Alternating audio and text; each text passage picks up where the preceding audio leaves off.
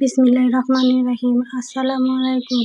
সকলকে আমার রান্নাঘরে স্বাগত জানাচ্ছি। আজকে আমার রান্নাঘরে নিয়ে এসেছি ডিম ঘন্ট। এখানে আমি ডাল দিয়ে ডিম ঘন্ট করে নিয়েছি, সেই রেসিপিটাই আপনাদের সামনে নিয়ে এসেছি। এটা অবশ্য আমি একটা ভিডিও দেখে করেছি। এই যে এখানে ডিম ঘন্ট করার জন্য কড়াই চুলায় বসিয়ে সামান্য তেল দিয়ে দিলাম। এখন সেই তেলের মধ্যে 2টা ডিম ভেঙে আমি ভেজে নেব।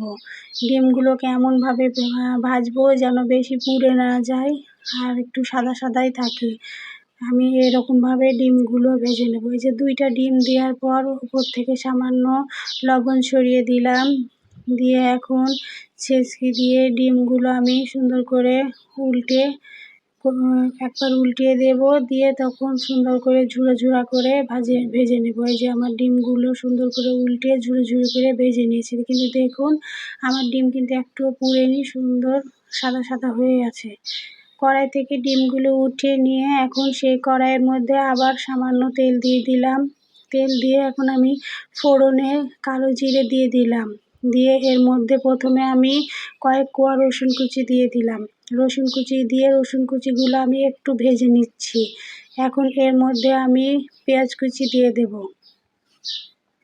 এই যে পেঁয়াজ কুচি দিয়ে দিলাম, দিয়ে এখন পেঁয়াজগুলোকে আমি বাদামি করে ভেজে নেব।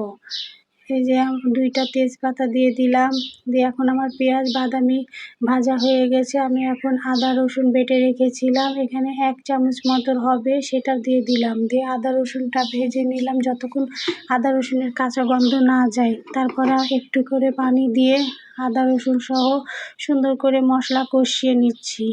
এই যে এখন আমি এর মধ্যে পরিমাপ মতো লবণ দিয়ে দিলাম, দিয়ে একটু নাড়াচাড়া করে এখন 1/2 চামচ হলুদ গুঁড়ো দিয়ে দিলাম। আবার এটা একটু নাড়াচাড়া করে এখন এর মধ্যে আমি 1 চামচ মরিচের গুঁড়ো দিয়ে দিলাম। এখন এর মধ্যে আমি 1/2 চামচ ধনে গুঁড়ো দিয়ে দিলাম। এই যে আমার সব মশলা দেওয়া হয়ে গেছে, দিয়ে আমি এর মধ্যে মুগের ডাল ধুয়ে ভিজিয়ে রেখেছিলাম সেটাও দিয়ে দিলাম, কিন্তু আমার ওই ভিডিওটা একটু স্কিপ হয়ে গেছে।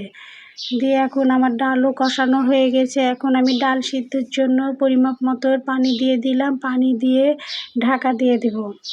বন্ধুরা, আমার ভিডিও যদি আপনাদের ভালো লাগে তো আপনাদের কাছে অনুরোধ থাকলো যে একটা লাইক দিয়ে দেখা শুরু করবেন। আর যারা এই কাজটি করেন তাদেরকে অসংখ্য ধন্যবাদ। আর যে সকল নতুন বন্ধুরা আমার ভিডিও দেখছেন, আমার ভিডিওর কোনো অংশ যদি ভালো লাগে তো সাবস্ক্রাইব করে আমার পাশে থেকে যেতে পারেন। আর যারা ফেসবুক থেকে দেখছেন তারা ফলো দিয়ে ভিডিওটি টাইমলাইনে শেয়ার করে আমার সঙ্গেই থেকে যেতে পারেন। আর যারা এই কাজটি করেছেন তাদেরকে অসংখ্য ধন্যবাদ।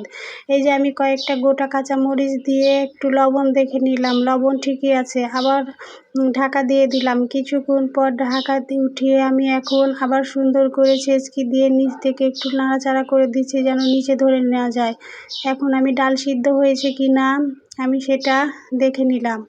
ডাল আমার সিদ্ধ হয়ে গেছে। এখন আমি ভাজা ডিমগুলো দিয়ে দিলাম এবং প্লেটে একটু তেল তেল হয়ে আছে, তাই আমি একটু ডাল উঠিয়ে সে তেলগুলো সুন্দর করে নামিয়ে দিলাম। দিয়ে একটু নাড়াচাড়া করে এখন আমি ওপর থেকে 1 চামচ ভাজা জিরে গুঁড়ো দিয়ে দিলাম আর 1/2 চামচ গরম মশলার গুঁড়ো দিয়ে দিলাম, দিয়ে এখন সুন্দর করে নাড়াচাড়া করে নেব। আপনারা এরকমভাবে রান্না করে খেয়ে দেখতে পারেন, খেতে কিন্তু মন্দ লাগে না। বাসায় যদি কোনো তরকারি না থাকে তাহলে আপনারা এভাবে করে রান্না করে দেখবেন, অনায়াসে কিন্তু ভাত খাওয়া হয়ে যাবে। এই যে আমি কড়াই থেকে নামিয়ে একটা বাটিতে ঢেলে নিয়েছি, এখন আমি ওপর থেকে সামান্য ঘি দিয়ে নাড়াচাড়া করে নিলাম। ধৈর্য ধরে যারা ভিডিও দেখেছেন তাদেরকে আন্তরিক ধন্যবাদ।